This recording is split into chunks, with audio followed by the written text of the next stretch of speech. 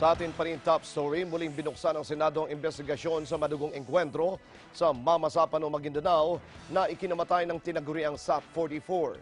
Sa hearing, lalo pang nadiin si Pangulo Aquino dahil inilihim daw ang detalye ng operasyon sa mga opisyal ng militar at pulisya.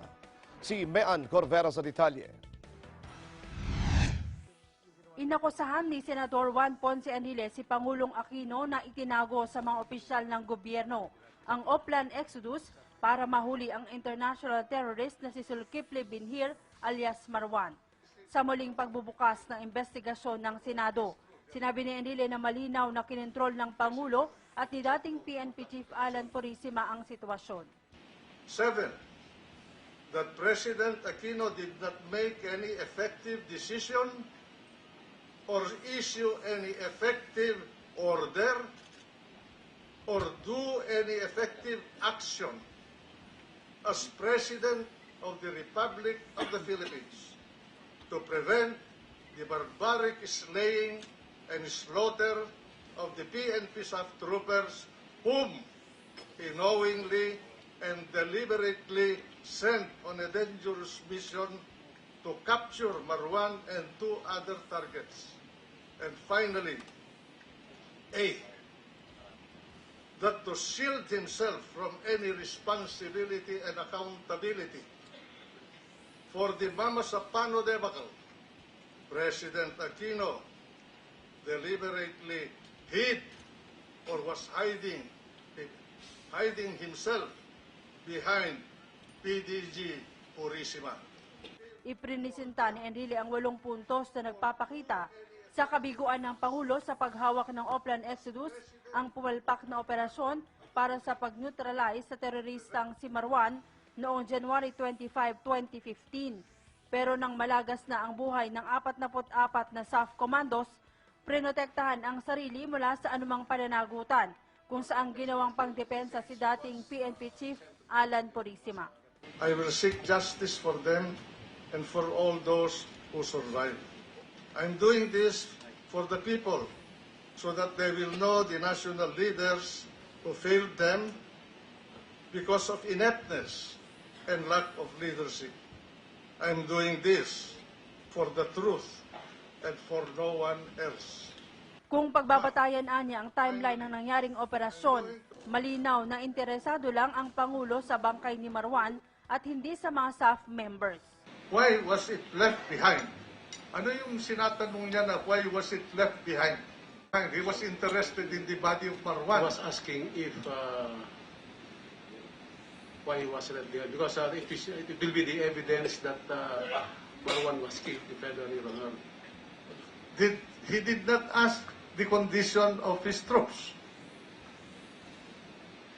The text messages will... No, he did not. I'll just answer my question. Did President Aquino at that moment show concern for the troops that he sent on a dangerous mission? The text message will speak for itself, Your Honor. Huh? The text messages will speak for itself. Okay. But all Because this, we were sending text messages, Your Honor. this was all that he was interested in at that moment.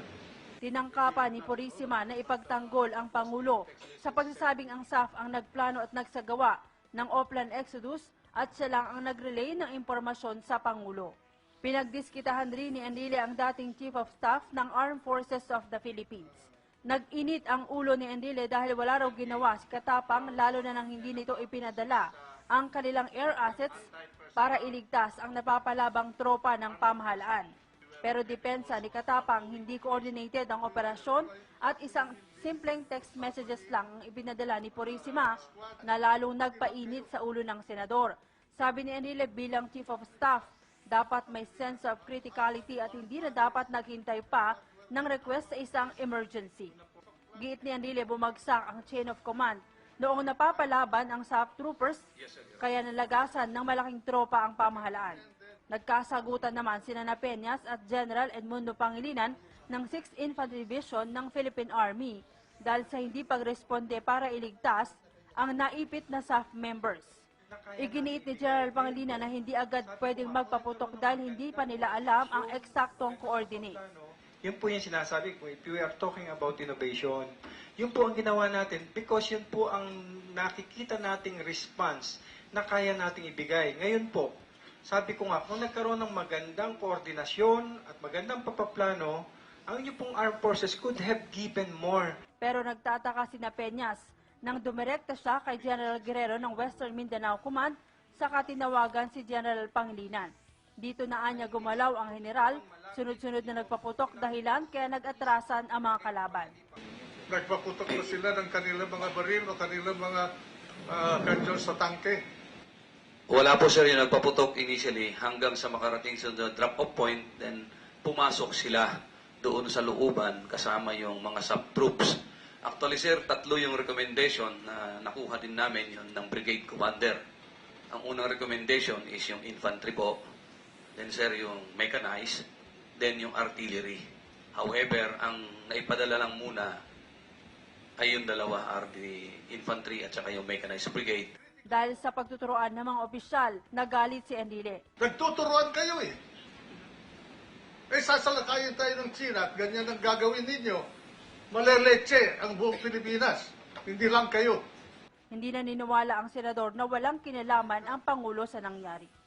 Hindi na magpapatawag ng panibagong investigasyon ang Senado sa madugong engkwentro sa Mama Sapano.